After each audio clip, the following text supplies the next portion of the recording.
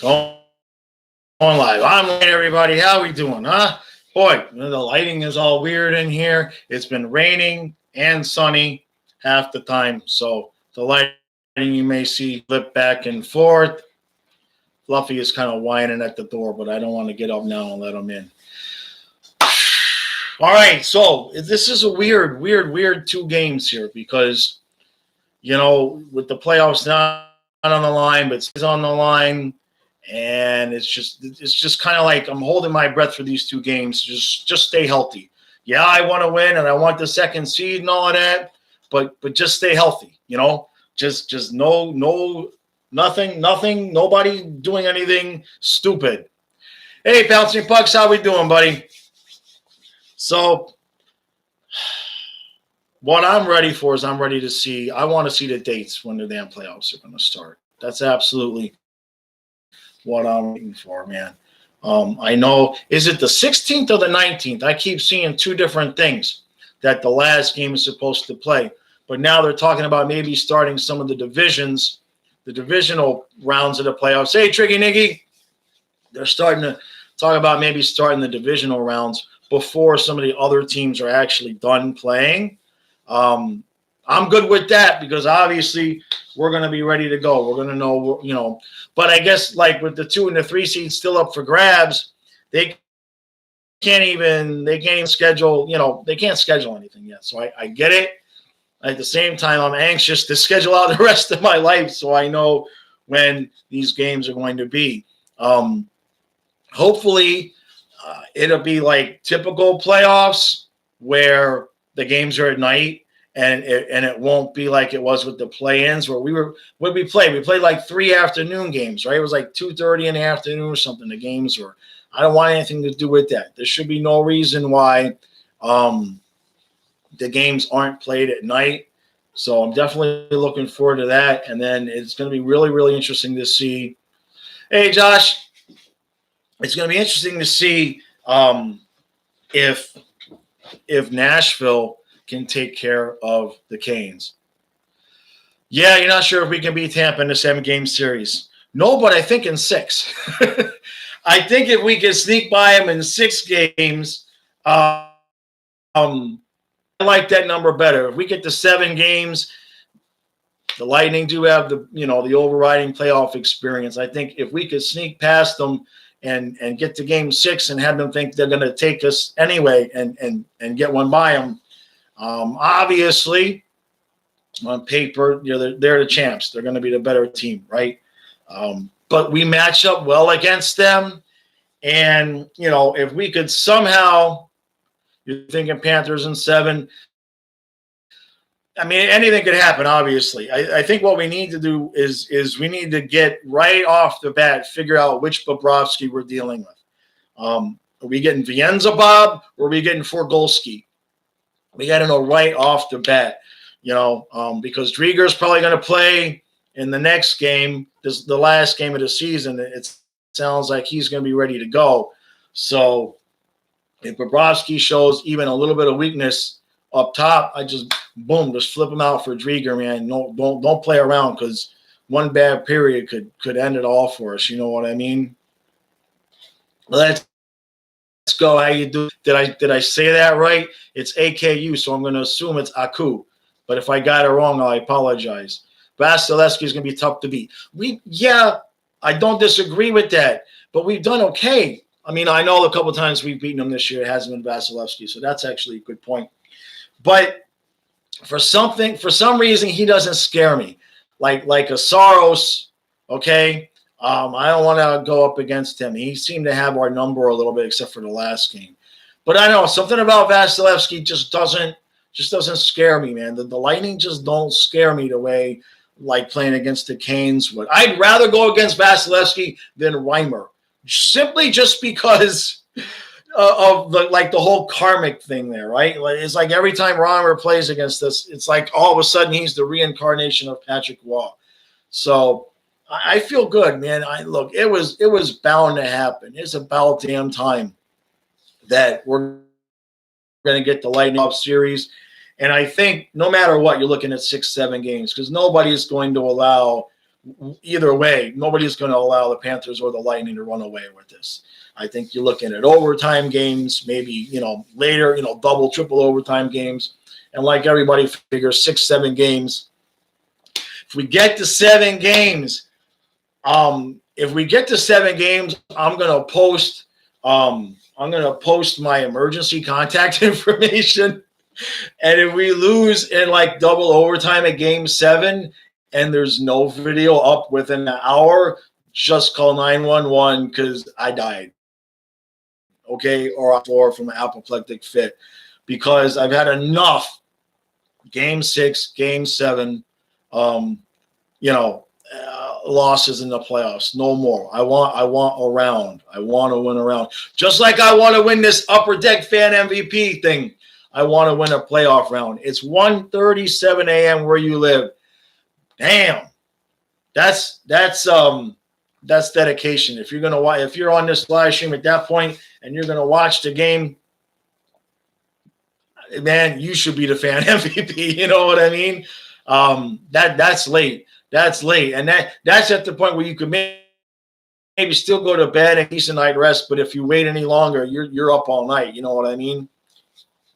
Yeah, Pouncing Pucks. I like our chances in this series. Look, of all the teams that we could have played, don't want the Canes and Dallas. Obviously it's going to be Nashville now, but Dallas for a little while was looking like they were going to sneak up in there.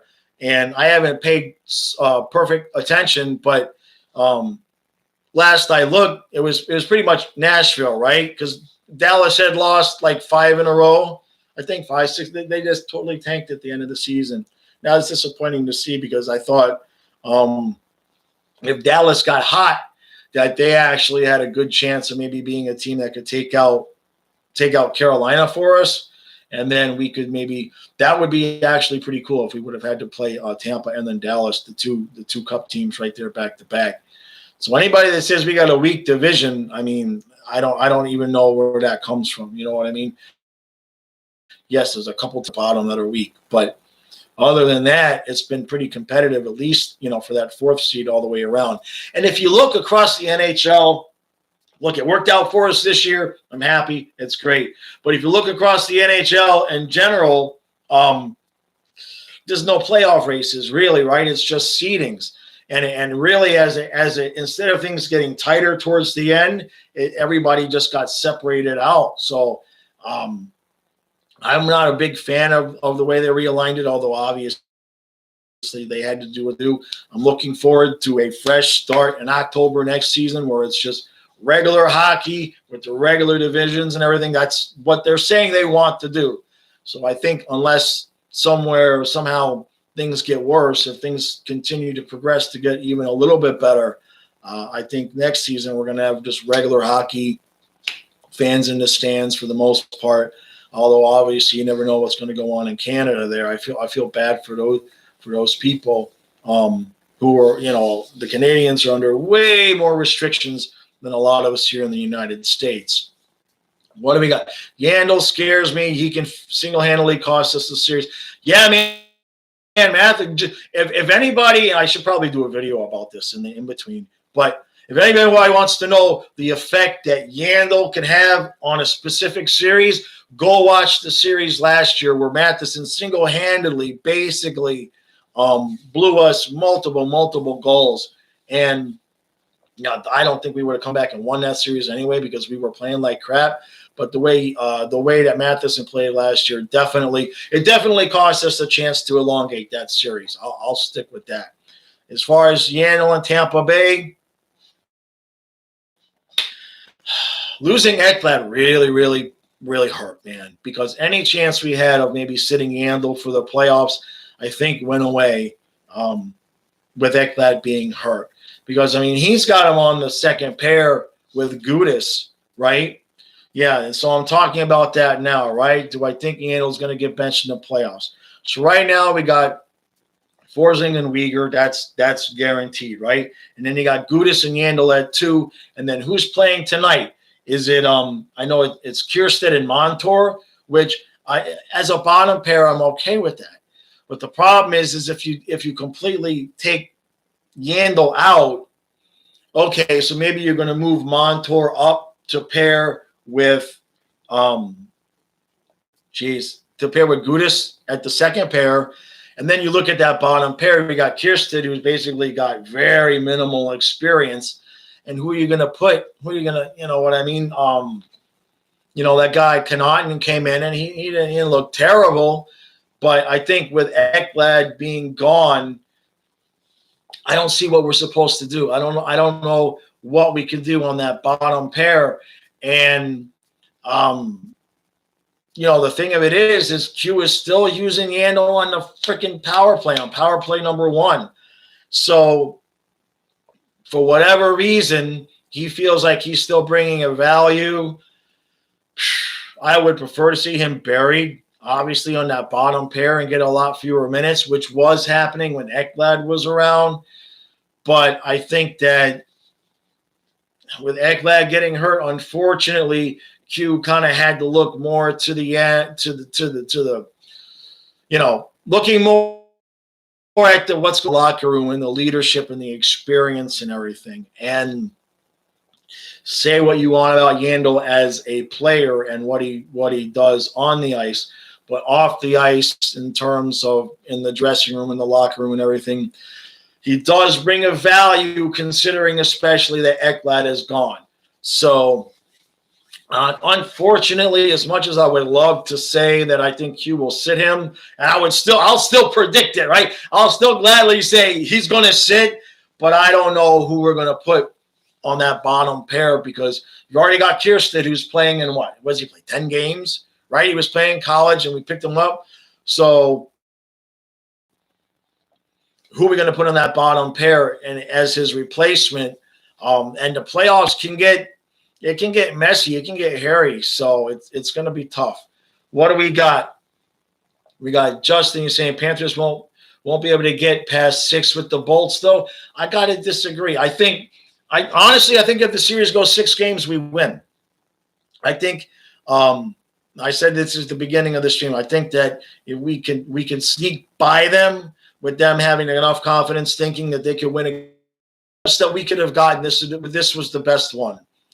Do I think that we could get night for one playoff game? I don't think so. I don't see that happening unless there's an injury or two.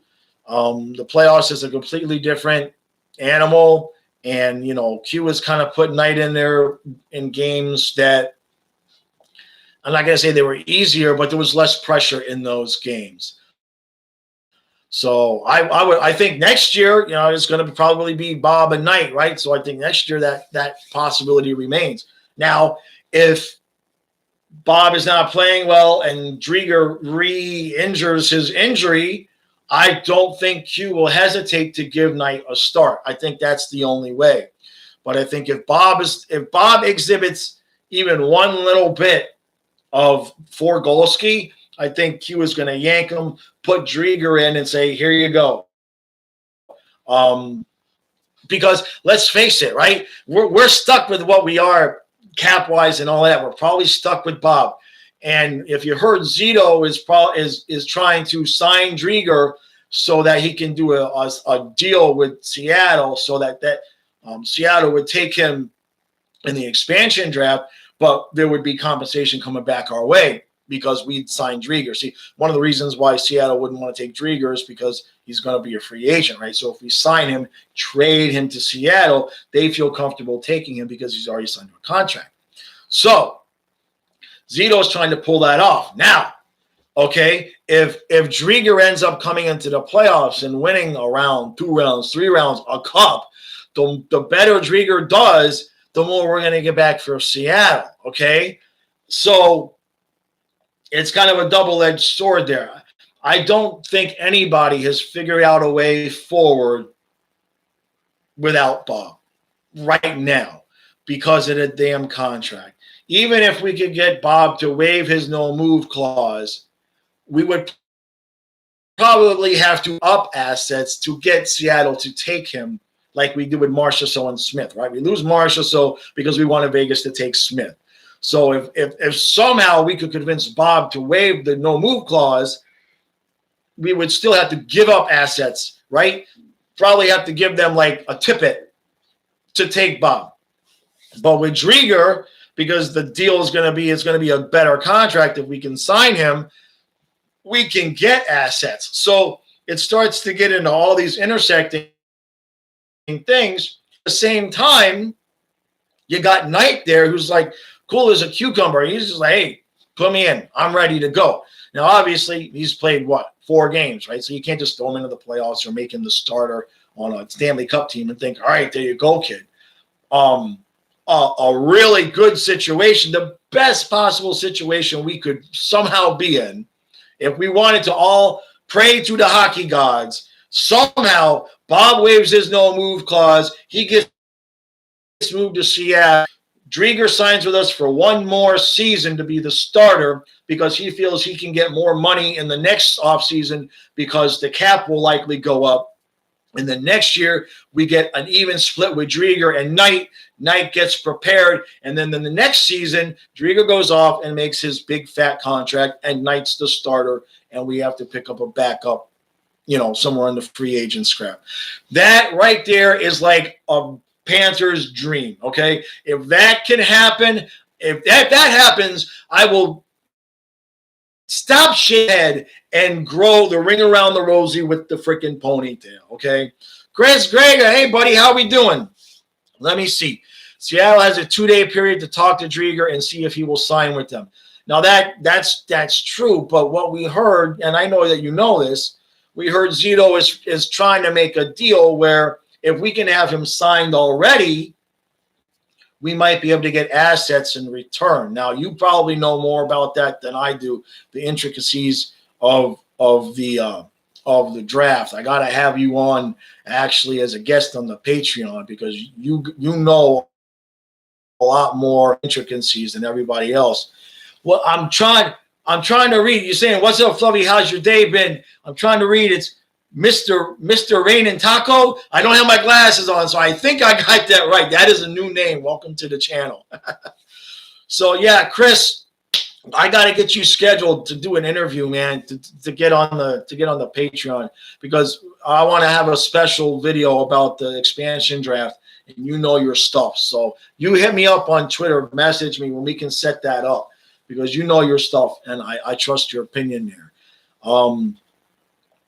But what we're working on right now, everybody needs to do, whatever you pray. If you want to do voodoo, you want to do black magic, whatever you want to do, everybody find and pray to their beings that Bob is willing to waive the no move clause, and somehow we can sucker Seattle into taking Bob.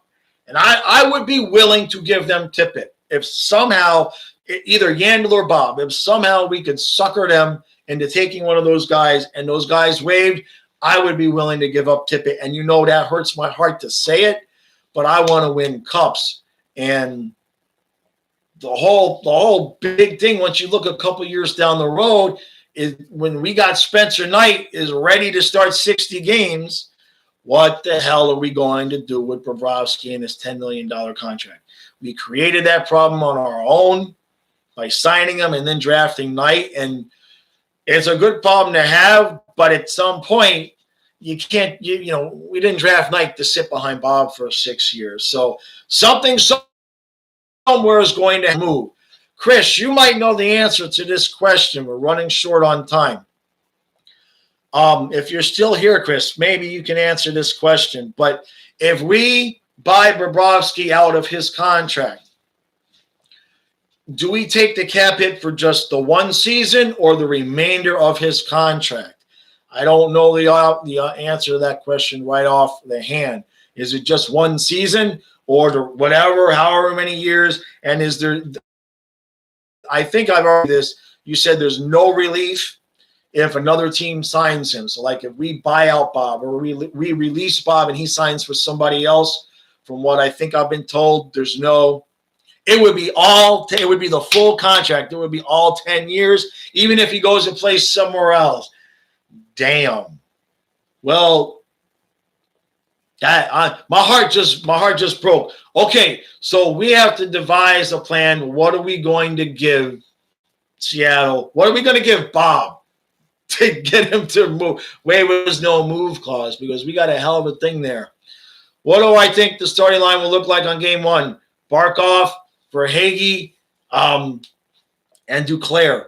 I think Barkov, Hagee, Duclair, and then line two will be Bennett with Huberdeau and Tippett. I know we got good players that leaves off, right? But I think that's what we're probably looking at. Still got Vetrano at line three. I know Hornquist is going to be coming back. We've got so many players now that you could even see somebody. You could see a situation where somebody like a Gusev gets a healthy scratch, depending on what Q thinks he needs on that third or fourth line. Yes, the figure report, I agree with you. It's never a good year for an expansion draft. This one definitely complicates things. It could be feast or famine, right? We could lose Drieger to Seattle for nothing, and that would suck.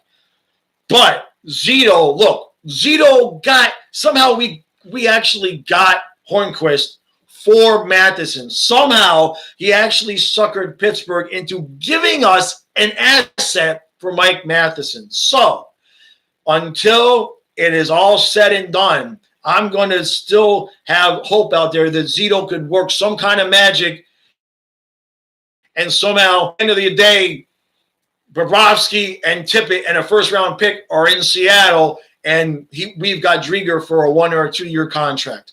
I know that sounds like fantasy, but if anybody could pull it off, Zito can do it. Because if you guys would have said that we're going to trade Matheson and get an asset, we all would have, yeah, right.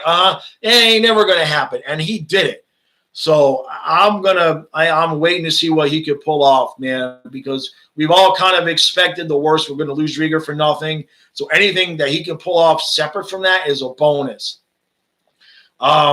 Figure report. I pray Yandle moves the no move clause. Yandle ain't going anywhere, man. I think we got one more year. We're stuck with him.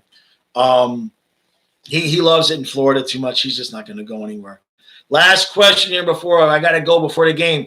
Mitch, thoughts on starting Spencer Knight for the playoffs? I talked a little bit about that earlier in the stream if you want to catch up on that. But basically, I don't think he's going to get in there unless Bobrovsky plays like crap and Drieger re-injures his groin. I have no problem. I have no questions about Q will not put up with any shit, right? So if Bobrovsky even looks a little bit like Forgolski, I would not think for a minute. I don't think Q will hesitate for a minute to pull him and put Drieger in and be like, shut this train down. That said, I think if Drieger is healthy, regardless of what Bob does, I think if Drieger is healthy, Knight's not going to get in unless Drieger gets hurt. If Bob is playing iffy and Drieger gets hurt, I do think Q has the balls. I think he's got the stones to put Knight in there. If nothing else, to light a fire under Bob's ass, because we saw how he did start to play earlier in the season when it looked like Drieger might take his job. So, all right, guys. Figure report, Drieger starting game one if healthy is yes. If I'm the coach, yes. I don't know what Q is going to do. None of us do, but I wouldn't be shocked. Let me tell you, I would not be shocked if, depending on what Bob does tonight, and then Drieger is going to play the next game, the last game. I think a lot's going to ride on that. Bob has not looked great lately. I think if Bob comes out tonight and doesn't look good, and Drieger looks good in the next game, I think very well we could see Drieger starting game one, and at that point, whoever starts game one, I say play them until they lose. Even if it's Bob. If Bob starts game one and we win, you play them. You play them as long as they're playing well. You got to do it. All right, guys. I got to run, get this all set up to watch the game. Appreciate everybody's support. Check out the video I did yesterday about the Upper Deck contest. I need every single possible last voice vote. I need it. All right, I got a nice lead right now, but I'm not taking that for granted. I want to win this thing because it'll be huge for the channel. And I know you guys are sick of hearing about it. So it'd be great if I could get the national exposure. That's all I got to do is make the finals, and Upper Deck will have advertising with me to like 10 people for me and the channel. So I'd be stoked. All right. Appreciate everybody's support. I'll see you at the end when we got 2 points.